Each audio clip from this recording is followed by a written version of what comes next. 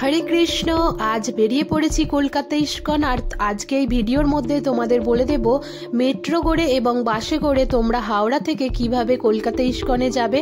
সমস্ত কিছু জানতে গেলে এই ভিডিওটা পুরোটা দেখতে থাকো এবং কত টাকা প্রসাদ মূল্য, কিভাবে ওখানে পুজো দেওয়া যায়, সমস্ত কিছু এই ভিডিওর মধ্যে জানতে পারবে।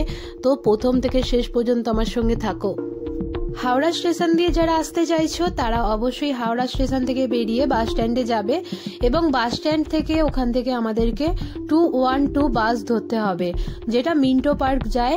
এবার মিন্টো পার্ক আরও অনেক বাসই যায়, গড়িয়ার বাস যায়, মিন্টো পার্ক আরও অনেক বাস যায়। তো সেগুলোর নাম আমার জানা নেই, আমি এই দুটো নামই জানি, গড়িয়া আর 212, এগুলো কিন্তু মিন্টো পার্ক যায়।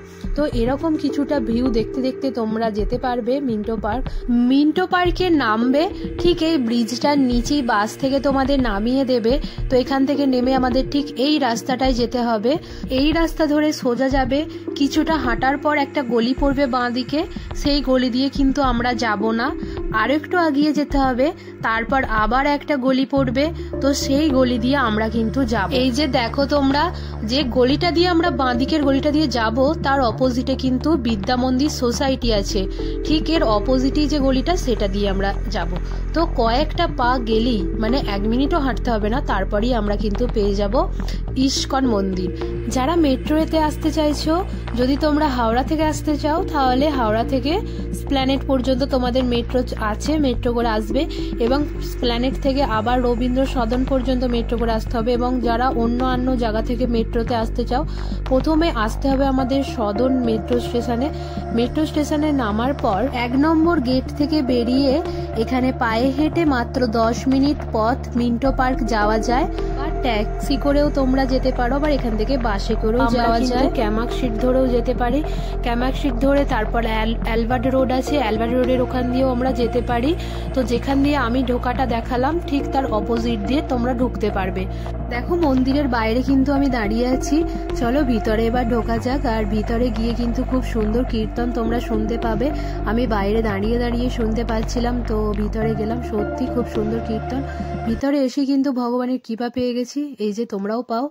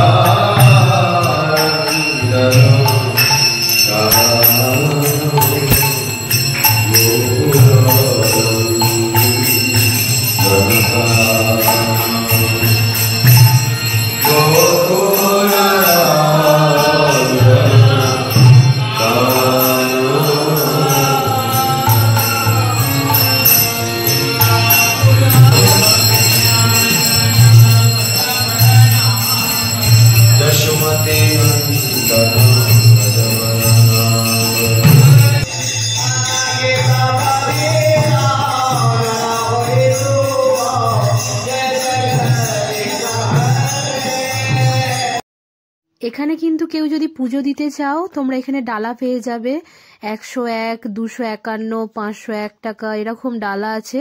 তো তোমরা এখান থেকেই নিয়ে কিন্তু সেই এখানে পুজো দিতে পারো।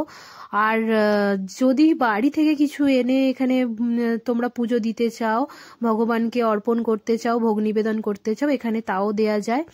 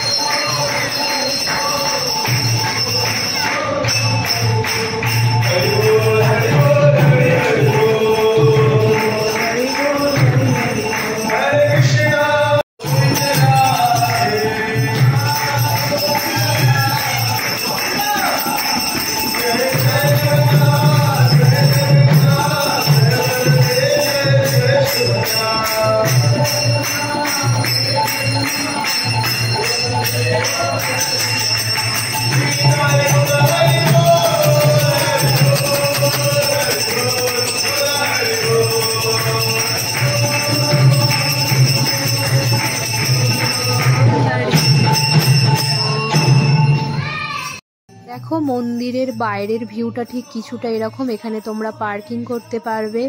মন্দিরে আসার সময়সূচি জেনে কিন্তু মন্দিরে আসা উচিত। 12টার সময় মন্দির খোলা থাকে, 12:30টায় কিন্তু ভোগ নিবেদন হয়, তখন কিন্তু গেট বন্ধ হয়ে যায়। আবার 12:30 থেকে 1টা পর্যন্ত ভোগ আরতি, কীর্তন এইসব হয়। 1টার পর আবার 4টে পর্যন্ত মন্দির বন্ধ থাকে। 4টে থেকে আবার 8:30টা পর্যন্ত মন্দির খোলা থাকে। তার মধ্যে তোমাদের কিন্তু দর্শন করতে আসতে হবে। চলো তোমাদের প্রসাদ পাওয়ার লাইনটা দেখিয়ে দিই। এখানে দেখো এই রাস্তা দিয়ে তোমাদের যেতে হবে প্রসাদ পেতে। আর এখানে প্রসাদ পাওয়ার টিকিট হচ্ছে 100 টাকা করে। আমার সামনে যে এই যে থালাগুলো তোমরা দেখতে পাচ্ছ এখানে রাখা আছে, এগুলোতে প্রসাদ পাওয়া হয়। আর এগুলোকে এখানে সামনে কল আছে, এই কলেতে ধুয়ে নিয়ে লাইনে দাঁড়ালে প্রসাদ পাবে এর মধ্যে। আর প্রসাদ পাওয়া হয়ে গেলে আবারও ধুয়ে ঠিক এই জায়গাতেই রেখে দিতে হবে। আর যারা তোমরা এই থালাতে প্রসাদ পেতে চাও না, তো এই যে সামনে দেখতে পাচ্ছ লাইন, এই লাইনে দাঁড়ালেই ওইখানে আবার পাতা দেয়া হয়, তো সেই পাতাতেই প্রসাদ পেতে পারো। তোমরা কিন্তু চাইলে গোবিন্দজেও কিন্তু প্রসাদ পেতে পারো। আমরা আজকে গোবিন্দজিতেই প্রসাদ পেয়েছিলাম। এখানের প্রসাদ আমার খুব ভালো লাগে। আর এখানের অ্যাম্বিয়েন্সটা দেখো কত সুন্দর। ভিতরে ঢোকা মাত্রই কিন্তু তোমরা ভগবানকে একবারও ভুলে থাকতে পারবে না। চারিদিকে কিন্তু এখানে ভগবানের ছবি দেওয়া আছে।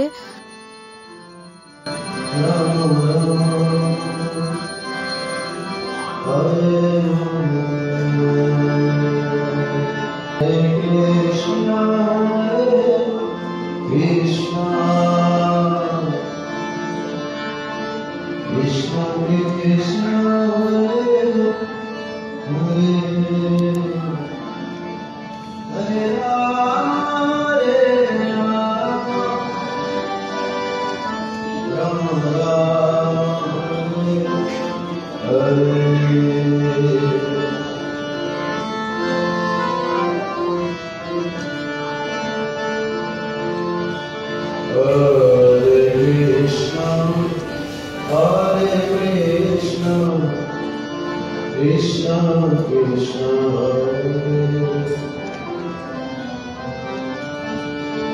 Hare Ram Hare Ram Ram Ram Hare Hare। চলো প্রসাদ পাওয়া তো এখন হয়ে গেছে, তোমাদের দেখিয়ে দিই এবার তোমরা কোথা থেকে সমস্ত জিনিস কিনতে পারবে। এই যে ইসকন লেখা আছে আর এদিকে গোবিন্দজ রেস্টুরেন্ট আছে, এর মাঝখানে যে বড় গেটটা দেখতে পাচ্ছ এটা একটা দোকান। এখানে তোমরা কিন্তু তোমাদের নিত্য প্রয়োজনীয় সমস্ত জিনিস পেয়ে যাবে। তো যেগুলো আমি আর বলছি না, আমি আগের ভিডিওয় কিন্তু দোকানের ভিতরটা দেখিয়েছিলাম।